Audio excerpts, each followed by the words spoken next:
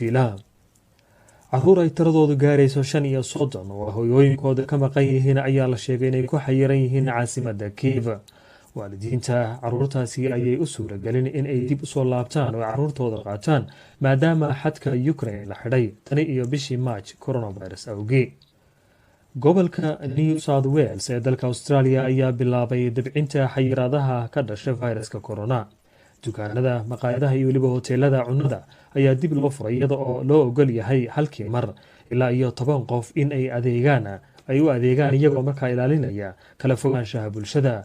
kulamada dadkana waxaa loo ogol yahay ilaa iyo 10 qof inay kulmaan, xaafaduhuna ay booqdaan 5 qof oo keliya.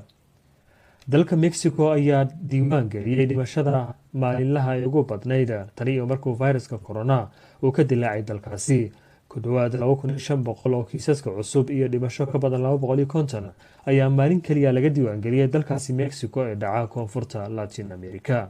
ugu dambeyn, dowladda Britain ayaa sheegtay in bisha June albaabada u furayso ciyaartooyda kubadda cagta ee dalkeeda kusoo laabanaya.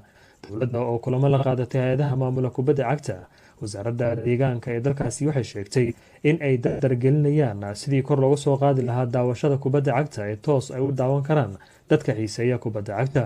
ciyaaraha horyaalka Ingiriiska ee dhici lahaa sanadkan ayaa la xayiray laga soo bilaabo 13 bisha March kadib markii uu cudurka safarka uu ka dilaacay dalka Britain. warkii idaacadda subaxnimo waa naga inta dib u ku celiyo Axmed Nagaashay iyo stuudiyeena.